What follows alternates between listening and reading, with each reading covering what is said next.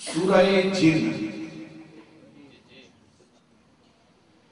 کی ایک آیت نمبر 16 وَأَن لَوِ اسْتَقَامُوا عَلَى الطَّرِيقَةِ لَأَسْقَيْنَاهُمْ مَاءً غَدَقًا۔ یہ سورہ جن کی آیت نمبر 16 ہے۔ سورہ جن یہ ایک قرآن کی سورت ہے، اور اس سورت کا نام سورہ جن کیوں ہے؟ کیونکہ اس سورت کی پہلی آیت کے اندر نفر من الجن، جن کا لفظ استعمال ہوا ہے، اس وجہ سے اس سورت کا نام سورہ جن ہے۔ اور دوسرا سبب اس سورت کے جن ہونے کا جو نام رکھا گیا ہے، تو وہ سبب کیا ہے کہ پہلی مرتبہ یہ جو جنوں کی مخلوق ہے وہ میرے آقا تاجدار مدینہ صلی اللہ علیہ وسلم کی بارگاہ میں حاضر ہوئی، آپ کا قرآن تلاوت کرنا سنا، اور قرآن کو سن کر وہ جن ایمان لے آئے۔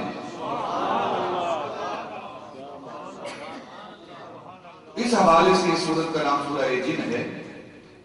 تھوڑی سی بات ابتدا کے حوالے سے، آپ تفصیل اس کا شان نزول، اس آیت کے بارے میں، اس سورت کے بارے میں آپ تفاصیل میں پڑھیں۔ تھوڑی سی بات کرتا ہوں۔ نبی پاک صلی اللہ علیہ وسلم کی بارگاہ میں جنوں کی حاضری ہوتی رہی ہے۔ 6 مرتبہ جنات یہ نبی پاک صلی اللہ علیہ وسلم کی بارگاہ میں حاضر ہوئے۔ اس سورت کے اندر جس حاضری کا ذکر کیا جا رہا ہے وہ پہلی حاضری ہے جنوں کی۔ نبی پاک صلی اللہ علیہ وسلم کا آپ کی بعثت کا اعلان نبوت کا ابتدائی وقت ہے۔ آپ مکہ المکرمہ سے 2 راتوں کے فاصلے پر ایک مقام ہے جسے مقام عکاظ کہا جاتا ہے، وہاں دعوت و تبلیغ کے نظریے سے دین اسلام کی تبلیغ کرنے کے لیے، دعوت دینے کے لیے، جہاں دنیا بھر کے ممالک کے لوگ اور خصوصاً عرب کے لوگ جو ایک انٹرنیشنل فیسٹیول ہوتا تھا، وہاں بین الاقوامی میلہ لگتا تھا عکاظ کے مقام پر، دوسرے ملکوں سے قرب و جوار سے لوگ وہاں جمع ہوتے اور اس میلے میں وہ شرکت کرتے۔ تو نبی پاک صلی اللہ علیہ وسلم اپنے صحابہ کو ساتھ لے کر ان لوگوں کو دین اسلام کی دعوت دینے کے لیے آپ وہاں کا سفر کرتے ہیں۔ وادی نخلا میں جب آپ پہنچتے ہیں، ساری رات سفر کرتے ہیں، تو وہاں صبح کی نماز کا وقت ہو جاتا ہے۔ جب صبح کی نماز کا وقت ہوتا ہے، نبی پاک صلی اللہ علیہ وسلم اپنے صحابہ کی صبح کی نماز کی امامت فرماتے ہیں، اور امامت میں نبی پاک صلی اللہ علیہ وسلم جو قرآن کی آیات تلاوت کرتے ہیں، جو سورت تلاوت کرتے ہیں، ایک روایت کے مطابق سورہ اقرا، اور دوسری روایت کے مطابق سورہ طٰہٰ، یہ آپ تلاوت کرتے ہیں۔ جب آپ نماز فجر کے اندر ان سورتوں کی تلاوت فرما رہے ہیں تو جنوں کی ایک جماعت اس وادی سے گزرتی ہے، وہ گزر رہی ہے تو نبی پاک صلی اللہ علیہ وسلم تلاوت قرآن کر رہے ہیں۔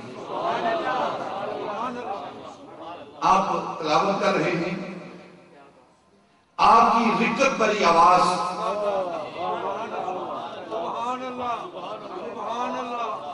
رکت بھری آواز اور قرآن کی تلاوت وہ ذات کر رہی ہے جس پر قرآن نازل ہو رہا ہے۔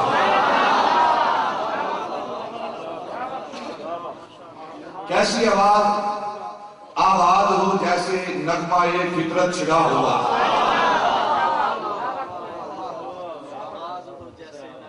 نغمہ فطرت چھڑا ہوا، آغوش ہو جیسے در کعبہ کھلا ہوا۔ نبی پاک صلی اللہ علیہ وسلم اپنی زبان اطہر سے تلاوت قرآن کر رہے ہیں تو وہ جنوں کی جماعت جو وہاں سے گزر رہی تھی، کیوں گزر رہی تھی؟ تفاسیر کے اندر پڑھیں، یہ سبب بھی لکھا ہوا ہے، سب تفاسیر کے اندر یہ سبب لکھا ہوا ہے کہ وہ جنوں کی جماعت وہاں سے کیوں گزر رہی تھی۔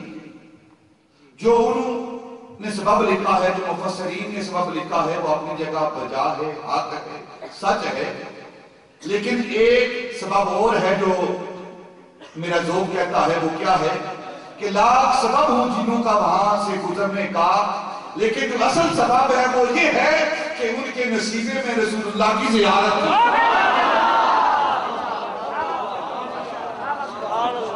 ان کے نصیبے میں رسول اللہ کی زیارت تھی، اس لیے وہ وہاں سے گزرے ہیں اور اس کلام کو سنا۔ نبی پاک صلی اللہ علیہ وسلم کی زبان اطہر سے اللہ رب العزت کے کلام کو، قرآن کو سنا تو سن کر وہ جن مسلمان ہو گئے۔ ان کی تعداد کیا ہے؟ تفاسیر کے اندر، احادیث کے اندر جو تعداد بیان کی جاتی ہے، 7 یا 9 وہ جن تھے، 7 یا 9 وہ جن تھے۔ اور جب انہوں نے قرآن سنا تو جب اپنی بستی میں، اپنے لوگوں کے پاس، اپنی جماعت کے پاس واپس گئے، اِنَّا سَمِعْنَا قُرْآنًا عَجَبًا، اپنی وادی میں اپنے جنوں کے پاس، جماعت کے پاس جا کر کہتے ہیں کہ ہم نے عجیب کلام سنا ہے اور اس کلام کو سن کر ہم مسلمان ہو گئے ہیں، کلمہ پڑھ لیا ہے اور نبی پاک صلی اللہ علیہ وسلم کی غلامی میں آ گئے ہیں۔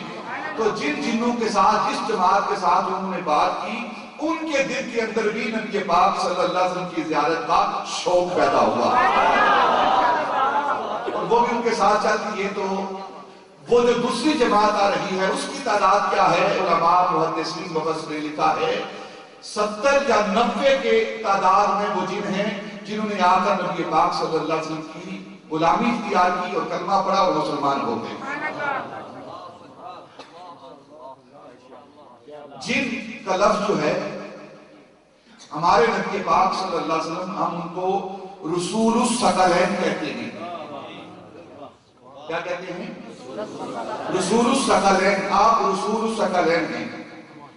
وہ ثقلین کیا ہیں؟ ایک انسانوں کا جہان اور ایک جنوں کا جہان۔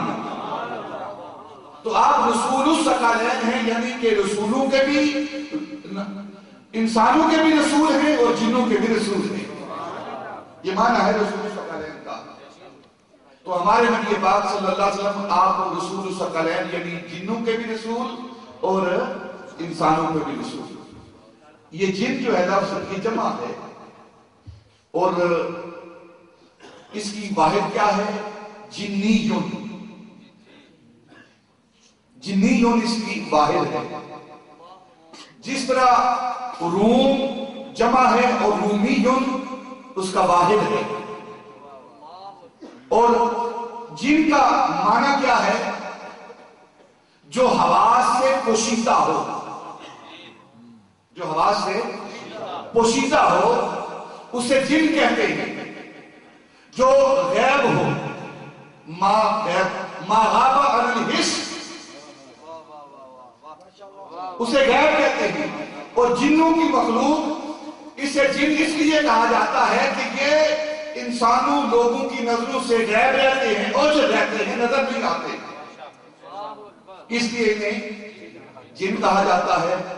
اور آپ اگر غور کریں تو جو بچہ ماں کے پیٹ کے اندر ہوتا ہے اسے جنین کہتے ہیں، اسے جنین کہتے ہیں۔ جنین کیوں کہتے ہیں؟ اس لیے کہتے ہیں کہ وہ حواس سے نظروں سے اوجھل ہوتا ہے، نظر نہیں آتا، اس لیے اسے جنین کہتے ہیں۔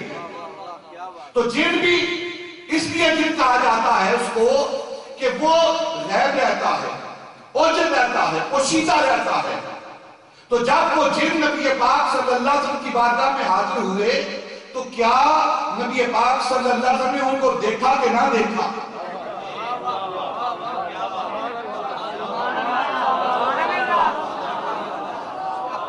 نبی پاک صلی اللہ علیہ وسلم نے ان جنوں کو دیکھا یا نہیں دیکھا؟ لا محالہ جب وہ سامنے آئے ہیں تو دیکھا ہوگا۔ تو جن کی تعریف بھی یہ ہے کہ جو غیب ہوتا ہے۔ میرا آقا تو وہ ہے جو غیب کو دیکھتا ہے، جو عقائد